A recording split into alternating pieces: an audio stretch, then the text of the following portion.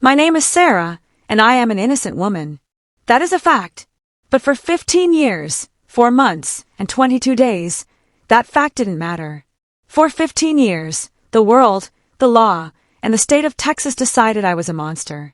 They decided I was inmate 774B. They decided I was a killer. The truth is, my life wasn't taken from me by a criminal in a dark alley.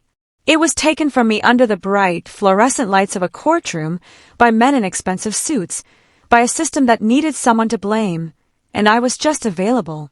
Before all this, my life was aggressively normal. It was small, and it was mine. I lived in a 1-bedroom apartment in Austin, on the 3rd floor, with a balcony that was too small for a chair but perfect for my sad-looking tomato plants. I was a graphic designer for a small local magazine. It wasn't glamorous. I spent most of my days arguing about font choices and ad placements. But I loved it. I loved the smell of the printing press, the click of my mouse, the quiet satisfaction of a layout finally coming together. On weekends, I'd go hiking in the Greenbelt with my dog, Buster, a scruffy terrier mix I'd had since college. I was dating a man named Mark, who was kind and boring and probably not the one, but he was comfortable. My mom lived an hour away, and I drove down every other Sunday for a pot roast that was always a little too dry. It was a life of small, predictable comforts. I was 28 years old. I was paying off student loans. I was worried about my car making a weird rattling noise. I was, in every conceivable way, just like you. The day my life ended and this other life began was a Tuesday. A hot, sticky Tuesday in August. I remember I was annoyed because my air conditioner was rattling. I'd worked late, trying to finish a deadline for the fall foodie issue. I got home around 8, grabbed a yogurt from the fridge, and sat on my floor checking emails. That's when I heard the commotion outside. Shouting, sirens. It was an apartment complex. Sirens weren't exactly rare. I peeked through my blinds, saw the flashing red and blue lights coloring the building across the courtyard, and just went back to my yogurt. It wasn't my business. I had work to do. That was my first mistake. Assuming anything wasn't my business anymore. The next evening, 2 detectives knocked on my door. I remember their names. Detective Morrison and Detective Riley. Morrison was the older one, heavy-set, with a tired face and a coffee stain on his tie. Riley was young, sharp, and looked like he was trying too hard. They said they were investigating the death of my neighbor, Emily Vaughn, who lived in the building across from mine. I didn't know her. I'd seen her maybe at the mailboxes. A young woman, blonde. They asked if I'd seen or heard anything. I told them the truth. I heard the sirens, but I didn't see anything. I was working. I was inside. They seemed satisfied. They left. I double-locked my door, a little rattled. A murder. Right across the courtyard. I remember calling my mom, telling her about it. And then I went asleep. 3 days later, they were back. This time, they weren't friendly. "Ma'am, would you mind coming down to the station? We just have a few more questions to clear some things up." That's the line. Clear some things up. It sounds so harmless. I wasn't scared. I was annoyed. I had a deadline. But I went. I was a good citizen. I was going to help. The interview room was beige. Everything was beige. The walls, the table, the floor. It smelled like stale cigarettes and bleach. For the first hour, it was the same questions. When did I get home? Did I see anyone? Did I know Emily? No. Then Morrison slid a photograph across the table. It was a still from a security camera, grainy, black and white. It showed the back of a person walking down the outdoor hallway of Emily's building. The timestamp was 7:48 p.m. on Tuesday. "Who's that, Sarah?" he asked. I shrugged. "I have no idea. It's just a person. It's too blurry." Riley leaned in. "That person has your hair, Sarah. Dark, shoulder length. Has your build, too. Looks a lot like you." I laughed. A real, actual laugh. "Detective, that could be 1,000 women in the city. That's not me. I was in my apartment at 7:48, working." Morrison sighed, like I was disappointing him. "See, we have a problem with that. We talked to your neighbors. Mrs. Petrov down the hall. She says she saw you leave around 7:30. Says you were in a hurry, wearing a dark hoodie." My blood went cold. Mrs. Petrov. The elderly Russian woman in 3G who always complained about my music. What? No. I might have gone to the vending machine downstairs. I don't remember. But I didn't go to that building. I didn't even know Emily Vaughn. Then the questions changed. They weren't questions anymore. They were accusations. Why did you do it, Sarah? Did you two have a fight? We found your fingerprint on her mailbox. My mind was racing. My fingerprint? Of course it was on her mailbox. It's the shared community mailbox bank. I touch it every day. I tried to explain, but they just shook their heads. We know you were in her apartment, Sarah. We know you had an argument. Just tell us why. They were building a world that didn't exist, and they were trying to drag me into it. I asked for a lawyer. That was when the friendliness vanished.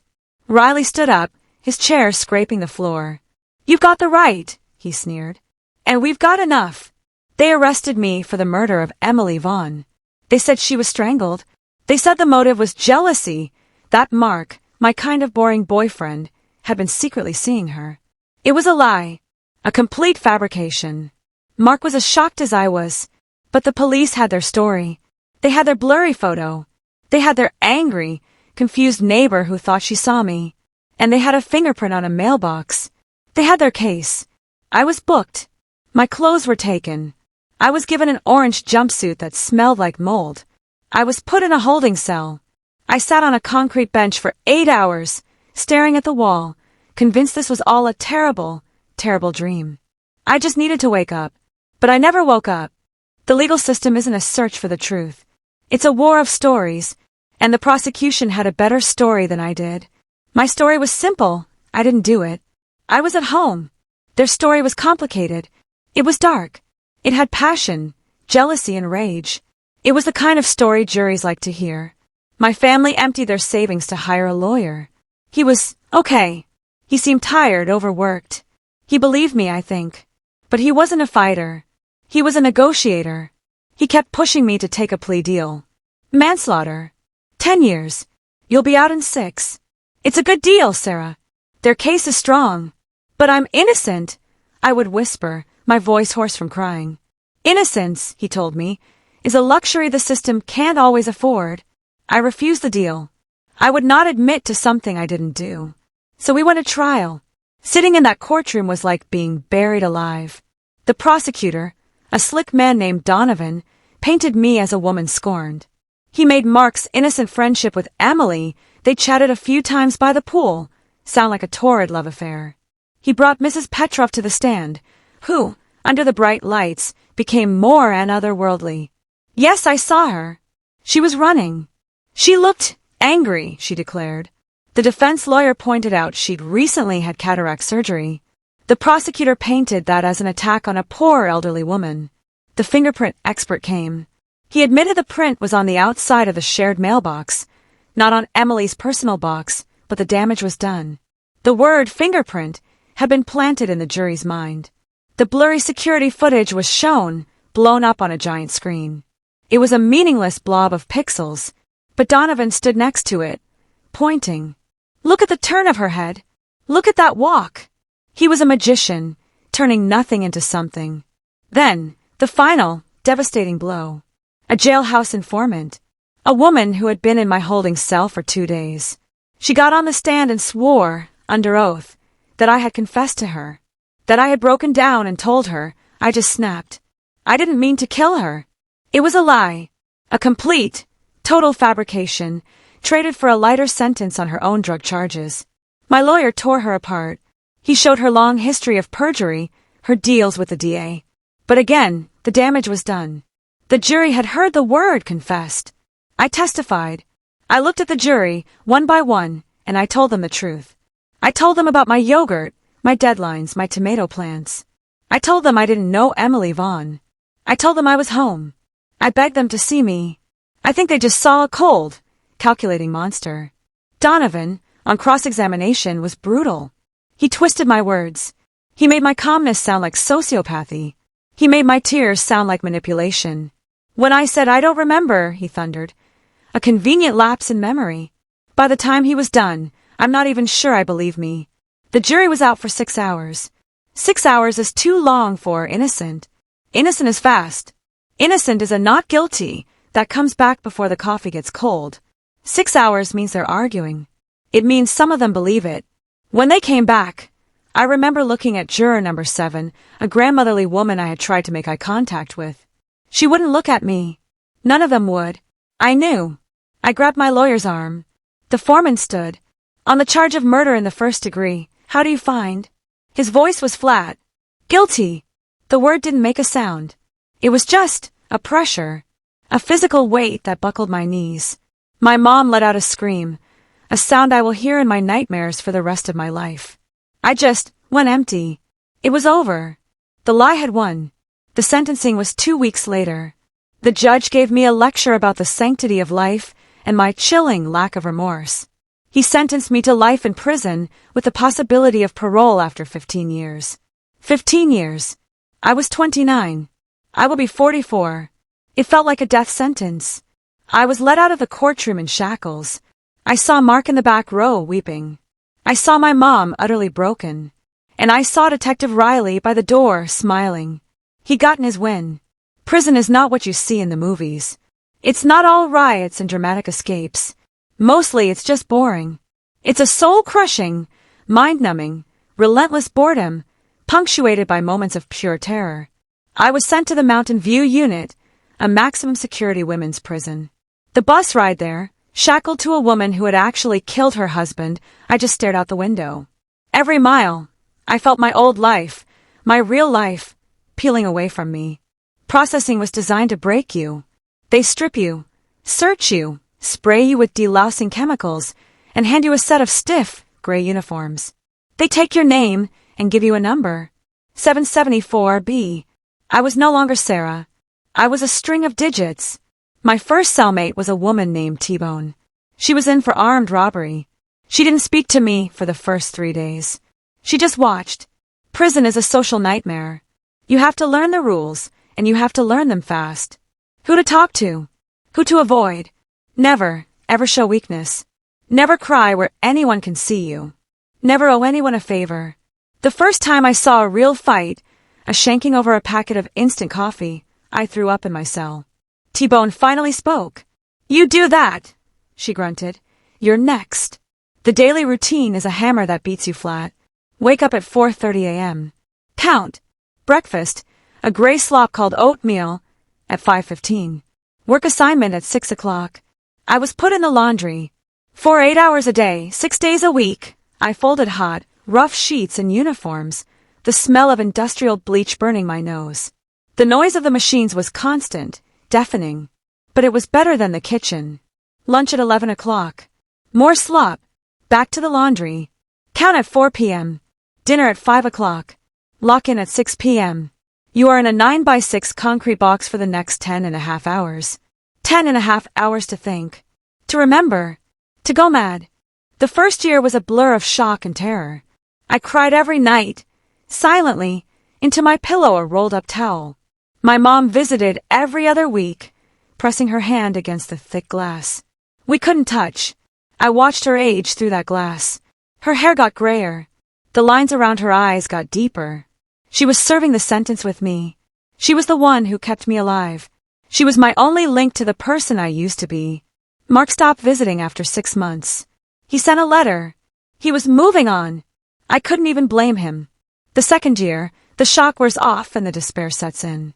This is a dangerous time. You realize this is not temporary. This is your life. The years stretch out in front of you like a gray, endless ocean. I saw women give up. They'd stop showering, stop eating, just fade away. I came close. I hoarded my prescription antidepressants for a week, planning to take them all. I sat on my cot, the pills in my hand, and I thought about Emily Vaughn, the girl I never knew. And I thought about Detective Riley's smile. And a feeling I hadn't felt in 2 years flooded me, rage. Pure, hot, cleansing rage. They would not win. I would not let them kill me, too. I flushed the pills. That night, I made a promise. I would not just survive this. I would fight it. The next day, I went to the prison library. It was small, mostly just romance novels and outdated textbooks. But it had a legal section. The books were falling apart, but they were there. I didn't know what I was doing. I had no legal training. But I had time. I had 15 years. I started reading. I learned what habeas corpus meant. I learned about ineffective assistance of counsel. I learned about Brady violations, the prosecution withholding evidence. For the next 10 years, the library was my sanctuary and my war room. I spent every spare second, every evening lock-in writing. My hands cramped. I wrote letters to my appeals lawyer, the new public defender assigned to me. He was just as bad as the first. He filed a standard appeal. It was denied. Of course it was. It was a form letter. So I started writing my own. I filed motions. I petitioned for the case files, for the evidence logs. Most were denied. Lacks merit. Improperly filed. I was a paralegal in my own horror story. Years passed. 3, 4, 5. My life inside found its own rhythm. I learned to navigate the system. I changed jobs, from laundry to the library, which was a godsend. I learned who the real predators were and who were just lost souls. I made a friend, Maria, who was in for a nonviolent drug offense. We played chess, using pieces we made out of toilet paper and water. We'd talk about what we'd eat when we got out. It was a small, fragile kind of humanity. The 8th year, my mom was diagnosed with breast cancer. The phone call was, I have no words for it. To be helpless, to be locked in a cage while the person you love most in the world is sick. I felt the walls close in. I petitioned for a compassionate leave to see her after her surgery. Denied. Flight risk. I fell apart. That was the closest I came to giving up for good. But she was the strong one. You fight, Sarah. She rasped over the phone, weak from chemo. You don't stop fighting. You get out of there and you come home. I'll wait for you. Her fight became my fight. The 10th year. My appeal was definitively, finally denied by the state Supreme Court. My legal options were exhausted. I was done. I had nothing left. I remember sitting in the yard, staring at the razor wire, thinking, this is it. I'm going to die in here. I'm going to die as inmate 774B. Maria was released. I was alone. The despair was a physical weight, heavier than the humidity, heavier than the guard's footsteps. And then a flicker. A tiny, impossible flicker. It came in a letter. Not from my mom, but from a place called the Texas Innocence Project. I had written to them, and every other Innocence Project, 7 years prior. I'd never heard back. I assumed my letters were just thrown away. This letter was thin. It said a student intern had been assigned to review cold cases. Mine had been pulled from a slush pile. They were intrigued by the inconsistencies in my case. They weren't promising anything. It was just a review. It was the first time I had felt hope in a decade, and it was terrifying. Hope is a dangerous thing in prison. It's sharp. It can cut you. But I grabbed onto it. A young lawyer, a woman named Jessica, came to visit me. She was everything my first lawyer wasn't. She was sharp, angry, and she believed me. She wasn't just pressing her hand to the glass. She was planning to shatter it. That jailhouse informant, she said, her eyes blazing. She's a serial liar. The DA used her in 6 other cases. The eyewitness, Mrs. Petrov, she recanted her story to her priest before she died. Said the police pushed her into identifying you. And the fingerprint, it's on a shared surface. It's junk. But what we need something new. Jessica and her team of law students dug. They lived in my case file for a year. They re-interviewed everyone. They tracked down Mark, my old boyfriend, who was now married with kids. He always knew I was innocent. They went back to the original evidence. And that's when they found it. Buried in a box, in an evidence locker, was the rape kit done on Emily Vaughn. The prosecutor, Donovan, had told my lawyer that the test was inconclusive. He said there was no DNA. He lied.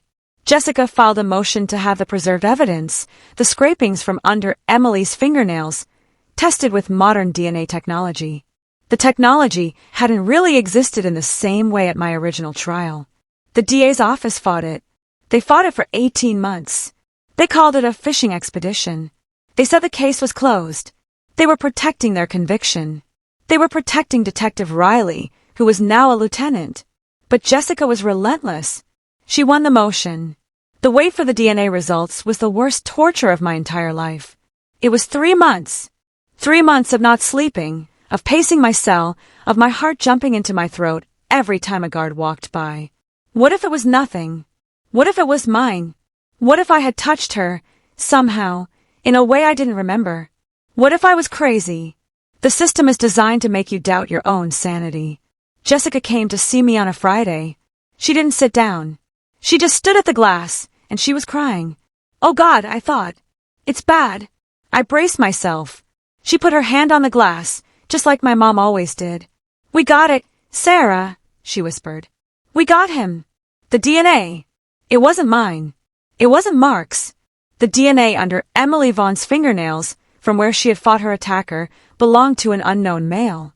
And when they ran that profile through Cody's, the national database, they got a hit. A man named Luis Rodriguez. A serial offender who had been convicted of 2 other brutal assaults in Austin in the years following my conviction. He had lived 1 block over from our complex. He had a history of stalking women. He was already in prison. They had convicted the wrong person. Even with that, it wasn't over. The DA's office still dragged its feet. They said it didn't exonerate me. They suggested I could have been an accomplice. It was madness. Jessica filed a writ of habeas corpus based on actual innocence. We had a hearing. This time, the courtroom felt different. I wasn't the monster. The monster was the unknown male on the DNA report. The prosecutor, a new, younger man, looked embarrassed. Detective Riley was not there. The judge, a different judge this time, reviewed the evidence. The DNA, the recanted testimony, the serial informant, the whole rotten, stinking case. The hearing took 2 days. The judge didn't even take a recess. He looked at the prosecutor. Do you have anything to refute this? The prosecutor stood. The state has no further argument, Your Honor. The judge turned to me. I was in my gray prison uniform. I was 44 years old. My hair was streaked with gray. Miss Jensen, he said, and my name sounded foreign. This court has failed you. The state of Texas has failed you. This is a travesty of justice. He banged his gavel. The conviction is vacated. You are exonerated. You are free to go. I didn't cry. I didn't scream. I just exhaled. A breath I felt like I had been holding for 15 years. I just let it go. The shackles were taken off my wrists. The guard who had walked me in just opened the door to the courtroom and stepped aside. Jessica was hugging me, crying. And I just walked. I walked past the bar, through the gate, and into the arms of my mother, who was waiting in the front row. She was frail. The cancer was in remission, but the fight had taken its toll. She just held me, and she said, I told you I'd wait. I told you. You're home. Walking out of the courthouse was blinding. The sun. I hadn't felt direct sun on my face in 15 years. The air. It tasted different. It tasted like nothing, which was everything. It wasn't thick with bleach and sweat and despair. Jessica drove me and my mom to a small diner. I ordered a cheeseburger, fries, and a chocolate milkshake, and I just stared at it. The colors. The choice. In prison, you eat what you're given. I took a bite, and the taste was so intense, so real I finally broke. I sat in a diner booth at 2 in the afternoon, and I wept for the life I had lost. I wept for the tomato plants, and the fall foodie issue, and the kind of boring boyfriend. I wept for the 29-year-old girl who died in that courtroom. Re-entry is a lie. You don't re-enter. You are a ghost haunting a world that moved on without you. My old apartment was gone, replaced by a luxury condo.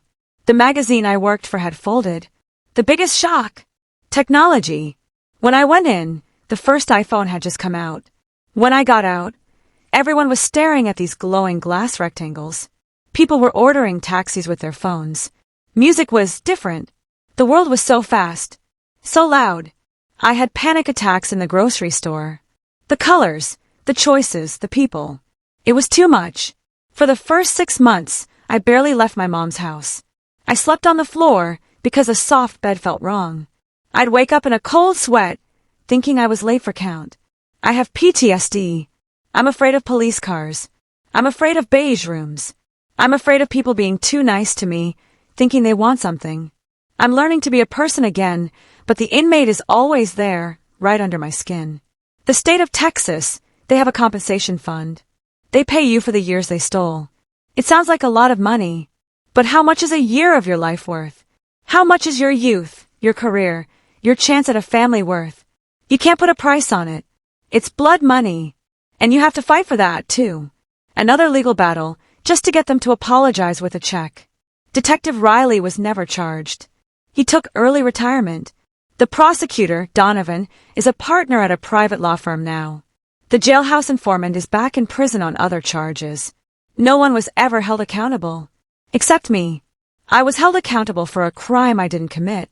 I'm 46 now. I've been free for 2 years.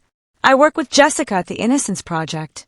I read letters from men and women still inside, letters just like the ones I used to write, full of desperate, scribbled hope.